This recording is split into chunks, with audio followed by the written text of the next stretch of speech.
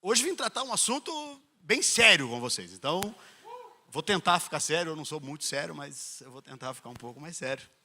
E eu quero falar um pouco com vocês a respeito de coisas que acontecem dentro da gente. A respeito de coisas que acontecem na cabeça da gente, no coração da gente. Coisas que acontecem no interior da gente, sabe? Porque todo mundo, cada um de nós aqui, eu e você, cada um. Aleluia.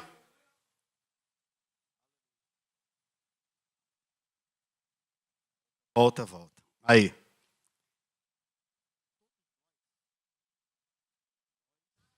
Voz e o microfone. Aleluia.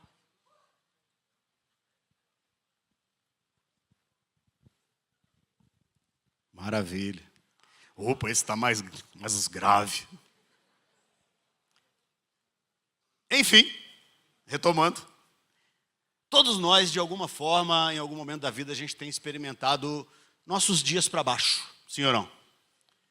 A gente tem dias que a gente está um pouco mais desanimado, a gente tem dias que a gente está um pouco mais ansioso, a gente tem dias que está um pouco mais aflito com alguma coisa, momentos que a gente passa que são angústias, tem momentos que a gente nem sabe por quê, que a gente está meio atribulado por dentro, sabe? E é normal no ser humano a gente enfrentar momentos de melancolia e abatimento.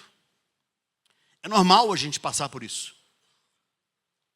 Ser uma pessoa que está sempre alegre, sempre para cima, não é o normal. A gente tem momentos de alegria, a gente tem momentos de felicidade, mas também a gente tem momentos de tristeza, a gente tem momentos de angústia, de medo, de falta de fé, de falta de direção. Tem momentos que a gente precisa de respostas e tem momentos que essas respostas simplesmente não aparecem, não acontecem. Mas sabe, a gente precisa aprender a lidar com esses momentos, porque tem relatos. Esses dias eu estava lendo um livro, ele chama Deuses Falsos, um autor chamado Timothy Keller. Ele retrata algumas coisas que nós colocamos, ele não é sobre seitas e heresias. Ele é um livro para crente, para cristãos, que às vezes eu e você, de alguma forma, temos colocado entre nós e o nosso Deus. Alguma coisa entre nós e o nosso Deus. Ele vai falar do dinheiro, da posição social, de relacionamentos pessoais, interpessoais. Ele vai falar de várias coisas que às vezes são obstáculos entre nós e o nosso Deus. E a introdução desse livro, ele vai tratar de pessoas multimilionárias, pessoas que tinham tudo e desistiram da própria vida. E chegaram a um momento de desespero tal que desistiram de viver. Mas o que eu vim trazer para você nessa noite é: a tristeza, ela não é inevitável. Tem meus slides aí? Coloca esse que está escrito. Tristeza não é inevitável. Ela pode ser vencida. Eu venci a tristeza. Eu vim trazer para você o caminho que você hoje, que talvez esteja lidando com sentimentos de angústias,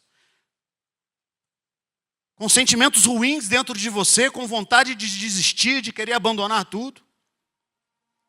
Talvez você está sentado aqui essa noite e você tem pensado que não vale a pena mais continuar. O que eu vim trazer para você é: existe esperança, sim, mas existe um caminho correto que você precisa seguir. Existe um caminho correto que você precisa andar. E eu quero trazer essa noite esse caminho, para que você entenda que tristeza não é inevitável. Ela pode sim ser vencida. E ela será vencida porque Jesus Cristo, o próprio Deus, Ele está aqui nesse lugar. E as mãos dele estão estendidas para você. O ouvido dele está atento para você. Os olhos dele estão abertos para você. E ele está ouvindo a tua oração. E mesmo que você não consiga se expressar, saiba que o Senhor está aqui nessa noite e Ele escuta as suas lágrimas. Ele ouve as tuas lágrimas. Ele escuta quando você chora e Ele entende o teu coração. Ele sabe quando você deita a cabeça no teu travesseiro à noite. E às vezes você passou momentos de euforia, de alegria na tua escola e você estava tentando mascarar alguma coisa, mas talvez quando você entra no secreto do teu quarto, você tem vontade de se ferir, de se machucar, de se cortar, de dormir para nunca mais acordar. Aquela vontade de sumir. Mas saiba que o Senhor está aqui nessa noite e Ele está te ouvindo e Ele vai ouvir o teu coração. E Ele vai estender as mãos para você. Porque tristeza não é inevitável, ela pode ser vencida. Mas nós precisamos identificar qual a tristeza que a gente está lidando. Como assim, pastor? Qual tristeza que eu estou lidando? Não é só uma tristeza? A tristeza que me faz querer chorar? Não, a Bíblia vai tratar de alguns tipos de tristeza. Olha o que diz 2 Coríntios, capítulo 7, versículo 10. Porque a tristeza segundo Deus... Opa, para. Presta atenção no que a gente está lendo aqui, que é Bíblia. Não sou eu que estou inventando moda. A tristeza segundo Deus. Deus pode produzir tristeza? Sim ou não? Vocês têm que falar sim, porque está escrito ali, né? Então se você falar não, você precisa rasgar essa página da sua Bíblia. A tristeza, segundo Deus, produz arrependimento para a salvação. Primeiro tipo de tristeza. Presta seu dedo comigo e fala assim, primeiro tipo. Tristeza segundo Deus. É estranho isso, mas nós vamos continuar. E a ninguém traz pesar, mas a tristeza segundo o mundo produz morte. Segundo tipo, empresta o outro dedo e fala, segundo tipo. Tristeza do mundo. Essa tristeza do mundo, ela produz morte. Precisamos entender, primeira coisa que está no nosso coração, qual é o tipo de angústia, qual é o tipo de tristeza que eu estou lidando. É uma tristeza produzida por Deus ou é uma tristeza produzida pelo mundo? Porque se eu confundir essas duas, eu não vou obter o resultado que a palavra está me garantindo. Porque se eu tratar a tristeza segundo Deus, como se fosse uma tristeza segundo o mundo, eu entro em morte. Agora, se eu tratar a tristeza do mundo como se fosse uma tristeza segundo Deus, eu não vou obter as ferramentas corretas e os passos corretos para me livrar dessa tristeza, porque ela produz morte. Então eu preciso obter a ferramenta correta, primeiro identificando com qual tipo de tristeza eu estou lidando. Mas como que eu identifico isso? Vamos trabalhar isso agora. Primeira coisa que você precisa entender, quando o apóstolo Paulo fala que é tristeza segundo Deus, ele traz uma palavra que significa angústia, aflição, que significa a dor mais profunda da alma. E isso Deus pode produzir em você. Angústia, aflição e dor na sua alma podem ser, sim, produzidas por Deus. Mas tudo que Deus faz tem intuito e tem propósito, porque a tristeza, segundo Deus, produz arrependimento e vida. Deus pode te colocar num lugar de tristeza, segundo Ele, para gerar vida, porque Ele sabe que você estaria caminhando para um caminho de morte. A tristeza do mundo, não. A tristeza do mundo, ela simplesmente vai produzir em você depressão. Porque a tristeza segundo o mundo, presta atenção, a tristeza segundo o mundo, ela gera autopiedade. Quando você sente que você é coitadinho, que você foi injustiçado, que todo mundo foi contra você, que havia um complô no universo inteiro contra você, e você começa a entrar num lugar confortável dentro da sua alma, de autopiedade e vitimismo. Esse lugar vai levar você a ficar lambendo as suas próprias feridas. E vai produzir algo chamado depressão. E a depressão, ela gera desespero. E o desespero, ele começa a ser uma tristeza levada ao extremo da desistência. Depressão é a tristeza levada ao extremo da desistência. Quando você não tem mais forças, quando você não consegue mais sorrir, quando você não consegue mais achar graça, quando todos os sorvetes do mundo têm o mesmo sabor, quando nada mais importa, quando você só quer ficar deitado, você não quer levantar, e você quer desistir da própria vida, essa é a tristeza segundo o mundo, levada ao extremo do desespero e da total perda de esperança. Por isso eu trouxe para vocês esse contraste. E no próprio livro de 2 Coríntios, um pouquinho anterior, 2 Coríntios no capítulo 4, no versículo 8, você vai ver esse mesmo contraste, trabalhado pelo apóstolo Paulo de uma forma um pouco diferente. Olha o que ele diz aqui, em 2 Coríntios 4, 8. Ele diz assim, ó: em tudo somos atribulados, porém não angustiados. O que o apóstolo Paulo está querendo dizer, gente? E ensinando para a gente que quando ele fala, em tudo somos atribulados, porém não angustiados. Quando ele diz que nós somos atribulados, ele está falando da tristeza segundo Deus. A tristeza segundo Deus é essa tribulação. Quando estamos atribulados, a Bíblia amplificada, é uma versão que tem em inglês, mas eles andaram traduzindo ela para o português. Ela traz assim esse mesmo versículo, ela fala assim, ó: somos cercados por todos os lados, atormentados e oprimidos em todos os sentidos, mas não somos esmagados. Algumas outras versões para essa palavra atribulados aqui, ela vai falar pressionados. Talvez se você tiver aberto sua Bíblia aí, você vai achar alguma palavra dessa. Ou atribulado, ou cercados, atormentados, oprimidos, ou pressionados, ou afligidos. Qualquer que seja a palavra que é usada aqui em português, o sentido é muito ruim, sim ou não? Quem é que gosta de passar por tribulação?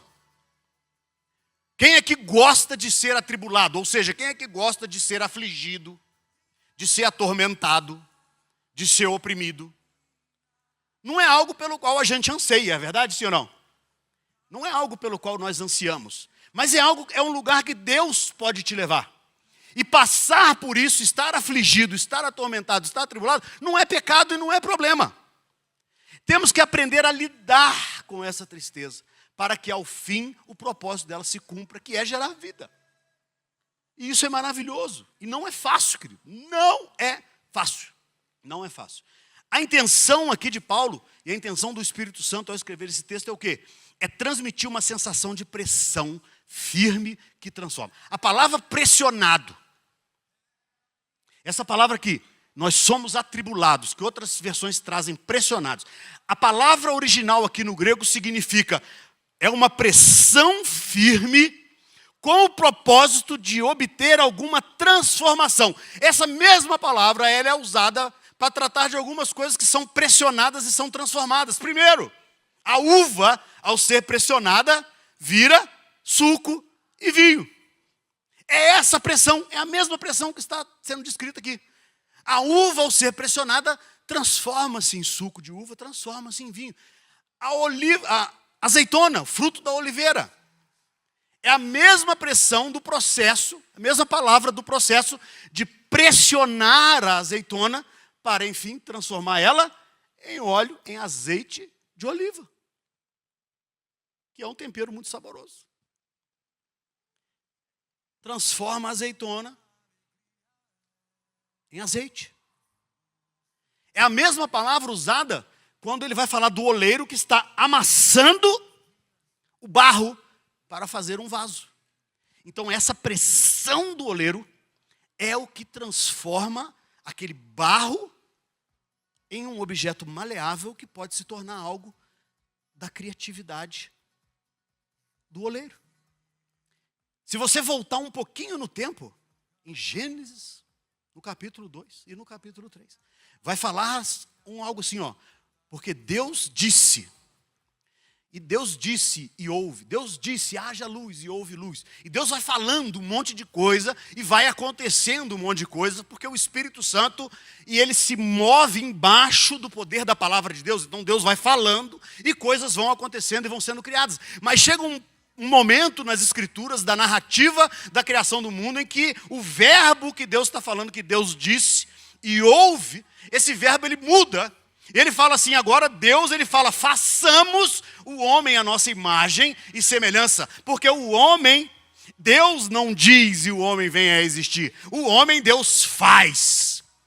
E o verbo usado para dizer que Deus faz o homem, que é formou, é exatamente essa pressão. É pressionar o barro dentro de uma forma. Formou, olha que legal. Formou o homem do pó do barro. Como que é formou? Pegou o barro e colocou dentro de uma forma. Como que ele fez isso? Pressionando. Então você já foi pressionado desde a criação. E Deus tem prazer em te continuar te pressionando ainda. Mas a gente precisa aprender a lidar com isso, sim ou não?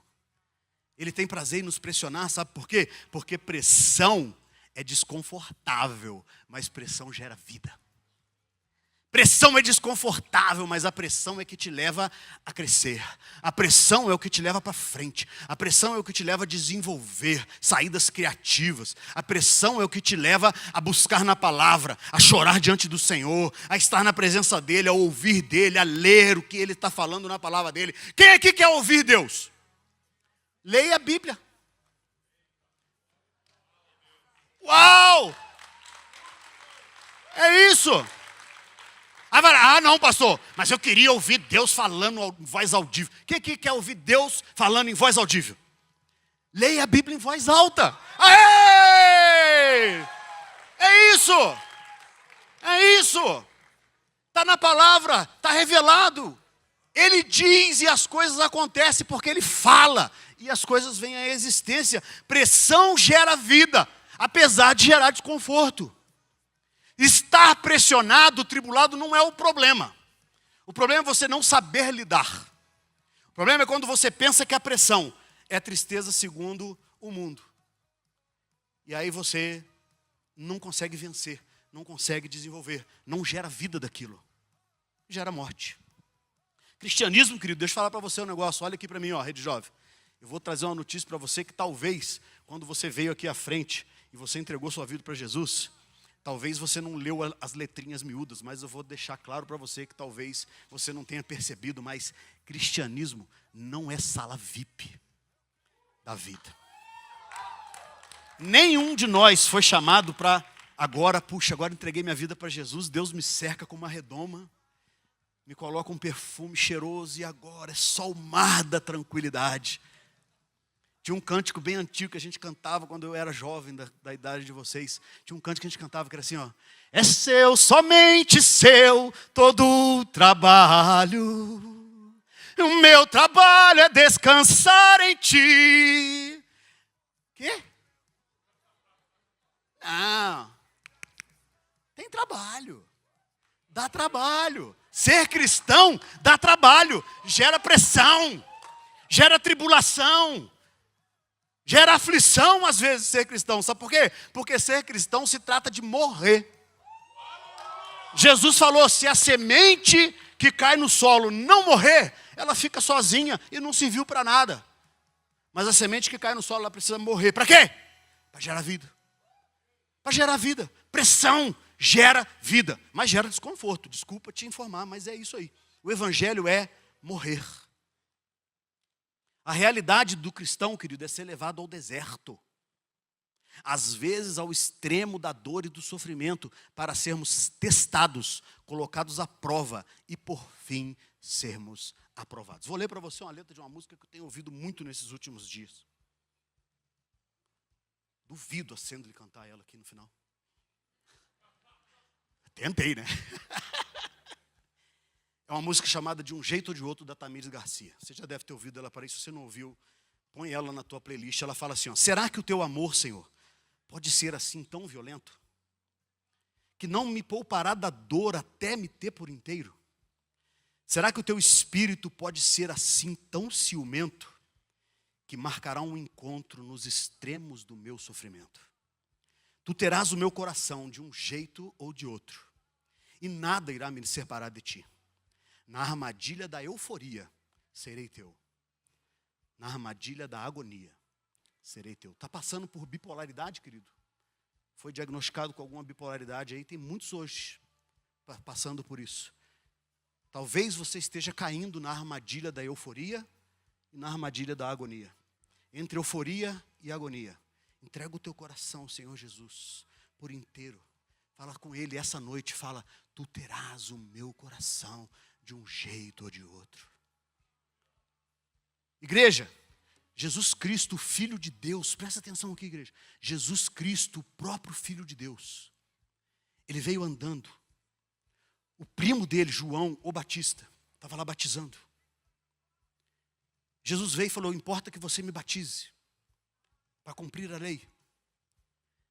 João vai, põe Jesus nas águas, levanta Jesus das águas. Naquele momento Jesus está ali.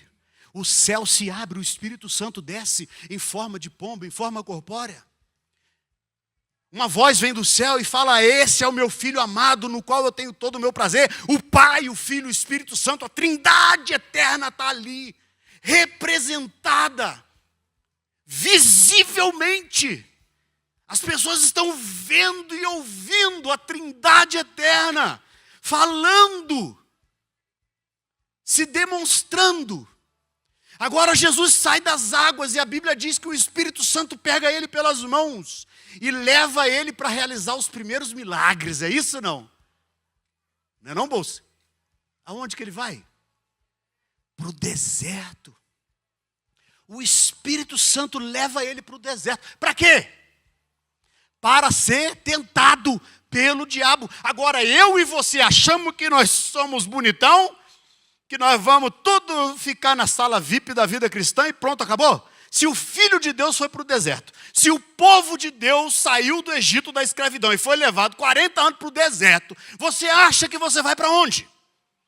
Você vai ser pressionado no deserto, querido. Lida com isso. Lida com isso. Eu tenho que lidar. Eu conheço os meus desertos. Você conhece os seus? Você precisa conhecer os seus. São os seus limites, é onde Deus tem te levado. Tribulação, querido, é temporária. A tristeza, segundo Deus, a pressão, segundo Deus, é temporário. Ela não dura a vida inteira. Ela é temporária, sabe por quê? Deserto não é lugar de moradia. Deserto é lugar de passagem. Deserto é lugar só de passar. A gente passa pelo deserto, passando, vai passando pela prova e dando glória a Deus. Aleluia! Vai passando e vai dando glória a Deus. Vai passando, vai passando, vai passando. Mas tem que passar. Tem que passar. Porque você não pode ficar encolhido lá. Mas por que que a gente fica encolhido lá? E muitos de nós temos ficado. E eu posso falar para vocês, eu já passei um momento na minha vida que eu me encolhi, me retraí e entrei. É o negócio aqui que tem antes. Quer ver também naquele versículo lá? Se puder voltar ali um pouquinho. No 2 Coríntios 4:8. Esse mesmo. Somos atribulados. Essa parte aqui está entendido, beleza? Vou deixar vocês analisarem isso aí um pouco. Deixa eu tomar um gole aqui.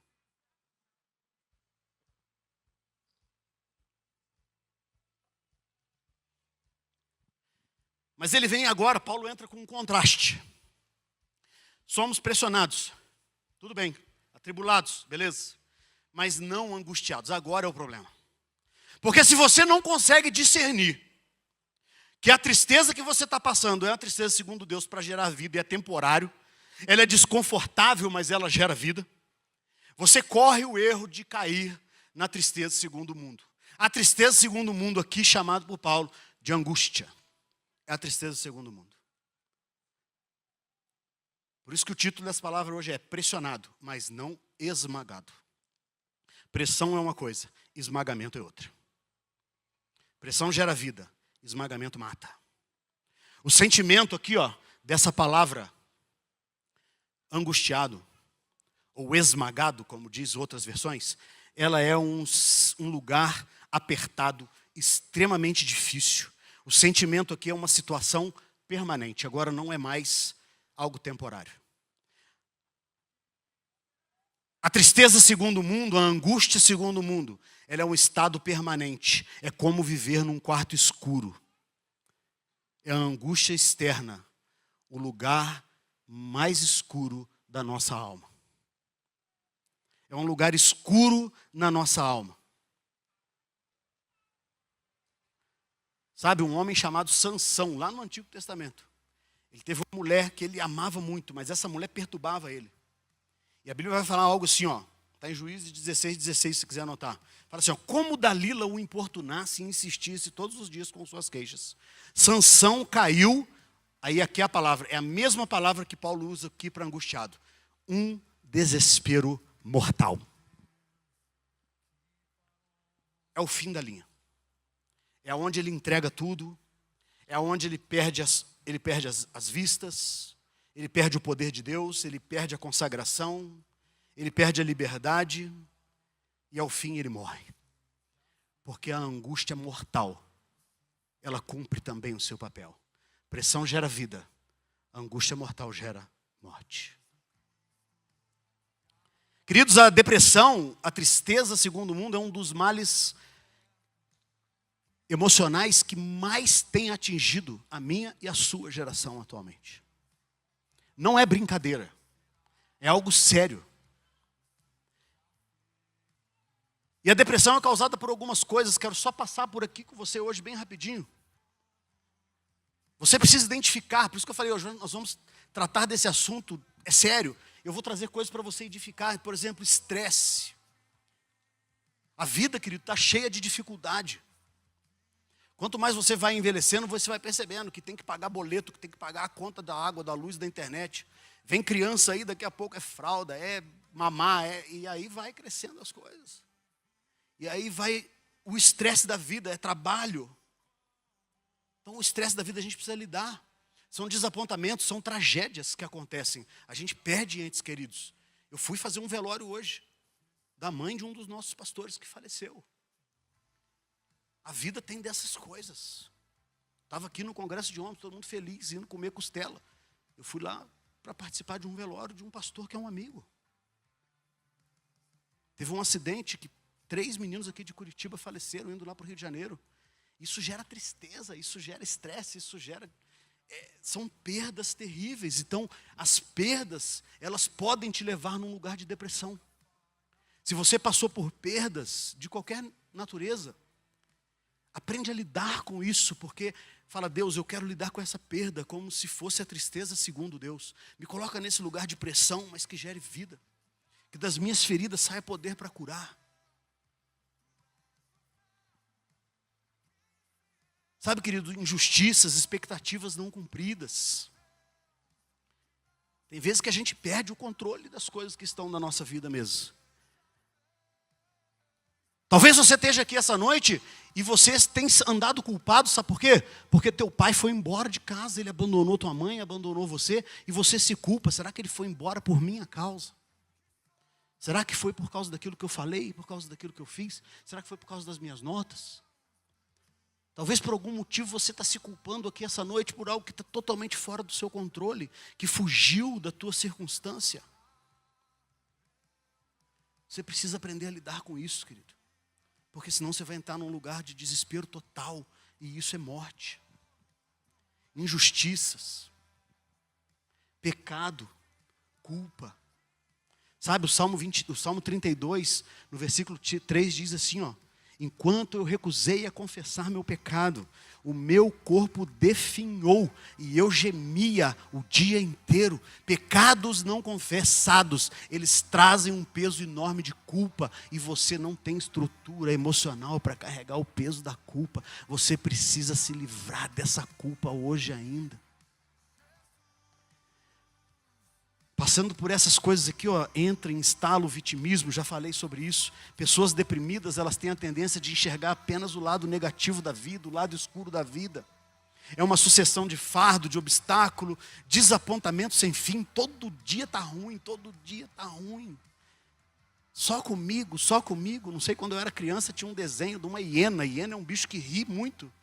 Mas tinha uma hieninha na minha fase de criança que ela falava, ó vida, ó azar, e era uma hiena deprimida que ela andava arrastando os sentimentos dela o dia inteiro, as frustrações, tudo dava errado para aquela hiena. Você precisa aprender a lidar com isso. Você se sente deficiente, inadequado, inútil. Mas quero te alertar, cuidado, não faça um autodiagnóstico aqui e não sai daqui e vai se tratar sozinho, tá? Procure ajuda de ministérios maduros, de líderes dessa casa, de pastores dessa casa. confesse teus pecados, abandona, deixa. Confessa tuas tristezas, tuas angústias, procura teu líder, procura teus pastores. Procura a ajuda de pessoas, de homens e de mulheres sérios e maduros na palavra de Deus que podem te dar uma orientação. E guarde essa palavra para você nessa noite. Agora, o que diz a Bíblia? Vamos tratar agora desse negócio. Vamos começar a tratar esse troço sério agora. A Bíblia fala em Tiago 5,17. E eu acho esse versículo super engraçado. Eu tenho vontade de rir quando eu leio ele. A Bíblia fala assim, Tiago 5,17, fala assim, ó. Elias era um homem como nós. Não era. Eu tenho vontade de discordar às vezes das coisas que a Bíblia fala. Elias era um homem como eu? Não era. Meu, ele orou, parou de chover por 3 anos. Você já orou e parou de chover? Eu não. Depois ele orou, choveu de novo um montão. Nunca fiz isso. Nesse tempo de seca, que estava 3 anos e meio sem chover, ele fez um altar, ele fez um negócio em volta, assim, um lago, e ele derramou um montão de água. A água era o bem mais precioso, estava 3 anos e meio sem chover. O cara que tinha ouro estava jogando fora. O cara queria água, não tem água, estava no deserto, seco, 3 anos e meio sem chuva. Ele vai e fala, joga água, joga água, joga água. Aí ele ora, e fogo do céu, consome a água, consome o sacrifício, consome a madeira, consome até a pedra. E a Bíblia fala que esse cara é igual eu, não é. Esse cara estava andando um dia, a mulher, que era uma viúva, o filho dela tinha morrido. Ele orou, o filho ressuscitou. Você já orou e alguém ressuscitou? Nem eu. E a Bíblia fala que ele era um homem igual eu. Como assim que ele era um homem igual eu? Não era um homem igual eu, era? Ele dividiu um rio, ele bateu com a capa assim. Um rio abriu. Se eu fizer isso, eu morro afogado. Ainda perco a capa ainda. E a Bíblia fala que ele era um homem igual eu. Como assim ele era um homem igual eu? Mas a Bíblia não pode mentir. Sim ou não? Se ela fala que era, então era. Se você está com sua Bíblia aí, abre para mim. Primeiro Reis, primeiro livro de Reis. No capítulo 19. Deixa sua Bíblia aberta aí, nós vamos caminhar por esse texto. E você vai entender por que Elias era homem como eu e como você. Quando ele está falando de homem aqui, não é do gênero masculino. Está falando de homem, ser humano. Porque ele vai tratar de sentimentos do Elias aqui, que eu e você vamos identificar, que aí sim, você vai falar, ele era homem igualzinho a mim, porque eu faço as mesmas coisas. A partir do versículo 3 do capítulo 19 de 1 Reis diz assim, Elias teve medo e fugiu para salvar a sua vida. Foi para Berseba, uma cidade de Judá, e ali deixou o seu servo. Depois foi sozinho para o deserto. Repete comigo, sozinho para o deserto. Aí, Elias foi para o deserto também, você acha que você não vai? Vai também. Caminhou o dia todo, sentou-se debaixo de um zimbro e orou, pedindo para morrer. Agora ele começou a ficar mais parecido comigo que você. Né? Agora você já pode... agora estou entendendo por que a Bíblia fala que ele era parecido comigo, ele era homem como eu. Por quê? Ele também orou para morrer. Você já orou para morrer? Não precisa levantar sua mão, levanta só o dedão do pé assim. Eu estou levantando todos os meus dedão dos pés aqui. Agora você começa a entender. Agora ele está parecido comigo mesmo. Agora ele começou a ficar parecido comigo. Já basta, Senhor, disse ele. Tira minha vida, pois não sou melhor que meus antepassados que já morreram. O que acontece agora, querido? São lições de um encontro com a presença. E é esse lugar que eu quero trazer você. Um encontro com a presença. É aqui, como diz uma canção. Assim que eu luto minhas guerras. Assim que eu luto minhas guerras. É assim que eu luto minhas guerras. É assim que eu e você precisamos lutar as nossas guerras. Porque é assim que nós vamos tirar lições agora de um encontro com a presença. Primeira coisa que a Bíblia vai nos ensinar. Não se isole. Não fique sozinho. Solidão é armadilha. Solidão é o primeiro lugar que eu quero ir aonde eu estou ferido, quando eu estou ferido. Mas solidão é o único lugar onde você não deve ir, porque solidão é a armadilha. Provérbios 18:1 diz assim, ó: quem se isola busca interesses egoístas e se rebela contra a verdadeira sabedoria. O ser humano não foi criado para ficar sozinho. Tudo que Deus criou, Deus criava tudo, as coisas, ele olhava para trás e ele falava, e viu Deus que era? E viu Deus que era? Agora teve uma coisa que Deus olhou para trás e ele viu que não era bom. O que era? Que o homem estivesse sozinho. A Bíblia fala que quando Deus criou o homem, ele olhou para trás e falou assim, e viu Deus que não era bom que o homem estivesse sozinho. O homem não foi criado para ficar sozinho, para andar sozinho, para vencer lutas sozinho. O homem foi criado para andar junto. O homem foi andado para andar em amizade, para ter relacionamento, primeiro com Deus e depois uns com os outros. E se o Senhor assim o abençoar, com uma costelinha que ele tirar aí do teu lado e botar, quem crê diz amém. Queridos, uma rede de amizades verdadeiras te protege. Uma rede de amizade te protege. Se apegue a eles, se apegue aos seus amigos. Dá a mão para o teu amigo do lado aí e fala, você é meu amigo, me proteja, me proteja, me proteja. Se protejam, queridos, protejam-se uns aos outros. A Bíblia tem 25 mandamentos recíprocos, ou seja, uns aos outros, que é impossível cumprir quando eu estou sozinho, isolado. Amai uns aos outros, orai uns pelos outros, anime uns aos outros, corrijam uns aos outros, exortai-vos uns aos outros, suportai uns aos outros. Não tem como fazer nada disso se eu estiver isolado no meu vitimismo, me colocando num lugar de autopiedade. Não tem como fazer isso na caverna. Só tem um lugar para fazer isso. Aqui na igreja e lá na tua célula. Esse é o lugar onde você vai ficar seguro. É ali que você vai ficar seguro. Essa é a essência do cristianismo. Não se isole. Não se isole. Pode aplaudir o Senhor. É para Ele, é lição dele. Isso é Bíblia, querido. É Bíblia. Isso é lição bíblica. São lições de um encontro com a presença. É isso que Deus está ensinando para Elias, porque Elias pediu para morrer, porque ele é um homem que entrou num processo de depressão, porque ele é como eu e como você, sujeito aos mesmos sentimentos. 2, não se culpe. O versículo 10 de 1 Reis 19 vai dizer, tenho servido ao Senhor com zelo. Ao vitimismo aqui. Aí lambendo as feridas dele aqui, ó. Eu tenho servido ao Senhor com zelo. O Deus dos exércitos, contudo, os israelitas quebraram a sua aliança, derrubaram os seus altares, mataram os teus profetas. É culpa deles, Senhor. Olha só. Querido, não se culpe. Nem todo mundo vai corresponder. Quem aqui é líder de célula? Levanta sua mão, os líderes de célula. Uma lição para vocês aí, querido. Nem todo mundo vai corresponder à tua liderança. Tem gente que vai mentir para você, tem gente que vai te trair, tem muitos que vão te abandonar. Quem aqui já passou por isso sabe. Sabe. É a realidade da vida cristã. É a realidade da vida cristã. Então não se culpe, fala, oh Deus, foram eles. Não. Assume isso. Mata no peito e vamos embora. Vida que segue.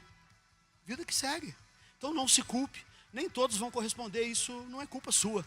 Isso é normal, isso acontece com todo mundo. Jesus foi traído. Então aguenta aí, não fica com mimimi.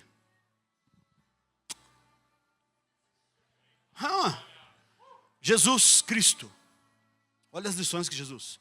Tem um capítulo, um versículo na Bíblia que eu falo que é o versículo 666. Conhece o versículo 666? É verdade, João 6,66. João 666. A Bíblia fala que Jesus tinha acabado de fazer um discurso bem duro a respeito de comer a carne dele e beber o sangue dele. E a Bíblia fala em João 6,66. Depois você abre sua Bíblia, não acredita no que eu falo, não. Acredita na tua palavra. A Bíblia fala assim, e muitos dos seus discípulos, não está falando da grande multidão que seguia ele. A Bíblia bem clara e fala, muito dos seus discípulos, aqueles que estavam andando perto dele. Fala que eles o abandonaram. Foram embora. E sabe o que Jesus faz? 19 do versículo 5 até o versículo 7. Anota aí. Isso aqui é melhor do que Rivotril. Isso aqui é melhor do que Ritalina. Isso aqui é melhor do que muita coisa. Isso aqui é cura. Isso aqui é cura. Sabe o que está falando aqui? Primeira coisa, descanse. Você precisa descansar. Até Deus descansou.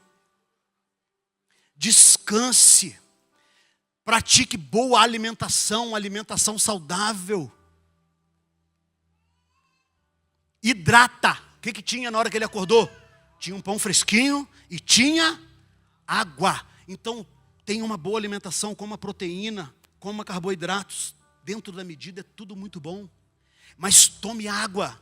Toma muita água, hidrate e faça exercício físico. Porque ele fala assim, ó, porque com a energia dessa comida, você vai aguentar agora o caminho que você tem pela frente, que ele tinha 40 dias agora para andar. Sei lá quanto tempo, era um montão de dia ali depois. Ele fala assim, ó, levanta e come um pouco mais. Do contrário, não aguentará a viagem que você tem pela frente. Querido, exercício físico, hidratação, boa alimentação e descanso. Isso é cura para a tua alma. Isso é cura para o teu corpo. Pratique. Quero chamar os músicos para vir. Descanso, alimentação, hidratação e exercício físico. Anotou? Isso é importante. Isso é muito importante. Enquanto os músicos vêm subindo.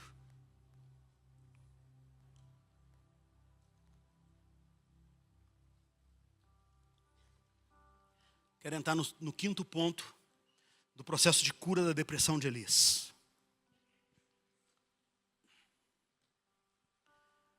Processo de cura, querido. Ele passa por tudo isso que nós falamos até agora. Não se isolar, não se culpar, não se achar. Processo de entrar num período de se cuidar. Faz parte. Sabia que a tua saúde, a tua forma física, a tua aparência física, ela influencia diretamente o teu estado emocional. Verdade.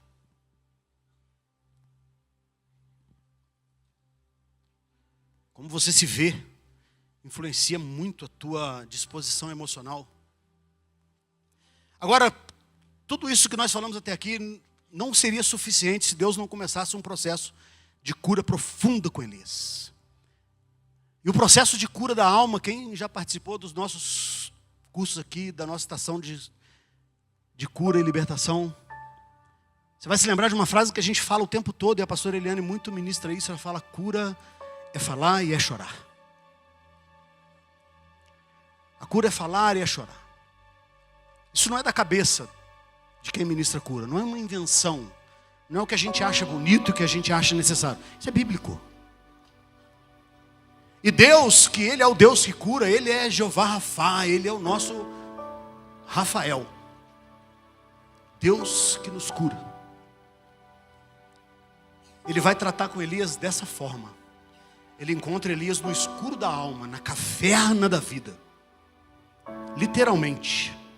Uma metáfora por aquilo que eu e você passamos tantas vezes na nossa vida. Nos isolamos, desistimos da vida. Senhor, pode me matar, nada mais faz sentido, acabou. Não quero mais brincar. Deus encontra Elias nesse lugar, querido.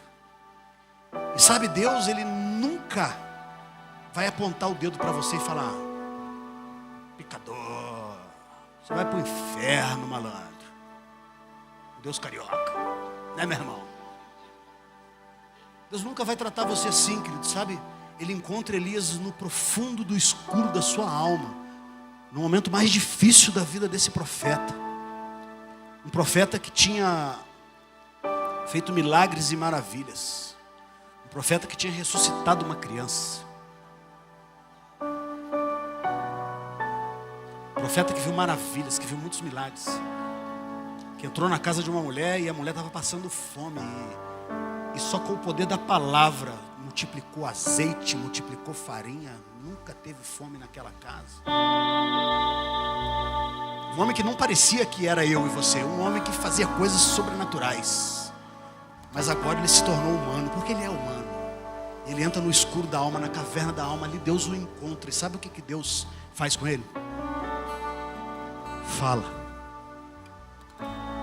Fala e chora. Porque curar a alma é falar e é chorar. Deus fala com ele: o que você está fazendo aí? Deus faz perguntas com a intenção de ouvir respostas. E em duas passagens, no versículo 9 e no versículo 13, diz que Elias precisou falar. Elias precisou se expressar. Elias precisou, sabe por quê, querido? Porque falar e chorar é o que coloca para fora o veneno que está te matando. Sabe, foi feito um estudo bem sério com as nossas lágrimas. Muitas pessoas foram testadas, vários tipos de lágrimas. Lágrima de quando você está rindo e sai lágrima do seu olho. Lágrima de quando você chora por qualquer motivo. Lágrimas que saíam de olhos que estavam cortando cebola. Vários tipos de lágrimas, sabe? A grande maioria das lágrimas, elas eram compostas basicamente por água e sal. Mas as lágrimas daqueles que estavam passando por processo de curas emocionais profundas, a lágrima que estava saindo quando pessoas estavam sendo curadas de sua alma, todas elas continham toxinas. Falar e chorar elimina o veneno que está te matando. Se calar e se isolar é armadilha, não cai nessa. Procure teu líder, procure teus pastores, fale e chore, porque vai livrar a tua alma do veneno da morte. E é assim que Deus trata com Elias. Eu já estou vendo algumas pessoas já estão chorando. Chore, querido. Chora, agora é a hora. Você está num lugar seguro.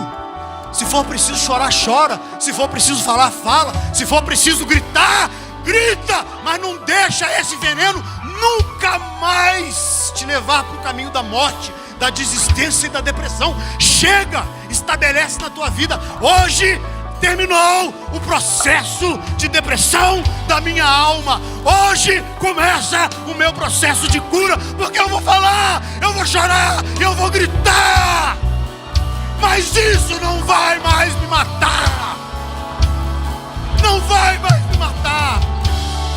Se você está decepcionado, fala. Se você está irritado com Deus, fala com Ele. Ele não tem medo das suas angústias. Elias precisou falar, precisou desabafar, precisou apresentar as frustrações dele, precisou abrir o quarto do escuro da alma e falar: Senhor, entra. E Jesus ensina: uma mulher perdeu uma moeda de grande valor dentro da casa. Você tem um valor perdido aí dentro de você, querido.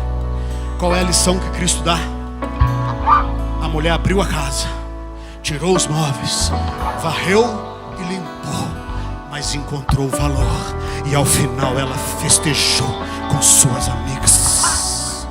Ao final ela festejou com suas amigas. Eu encontrei o meu tesouro. Eu encontrei meu bem mais precioso. Eu encontrei o meu tesouro. Abra o quarto escuro da tua alma.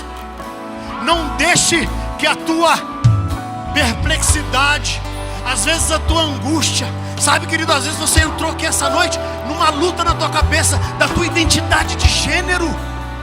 Às vezes está dentro de você: eu sou um menino, mas eu gosto de outro menino. Eu sou uma menina, mas eu gosto de outra menina. Às vezes está te consumindo essa tristeza. Deixa o Espírito Santo entrar no escuro da tua alma nessa noite. Deixa o Espírito Santo invadir o escuro da tua alma, e Ele trará luz, e Ele trará cura, Ele trará restauração completa e restrita. Deixa Ele fazer. Deixa Ele fazer. Você precisa disso. Você precisa disso. E vou te falar, tem outra pessoa do teu lado que precisa disso também. E você que foi ferido, a sua ferida terá poder para curar outros. Da tua ferida terá poder para curar outros. Da tua ferida sairá poder para curar, queridos.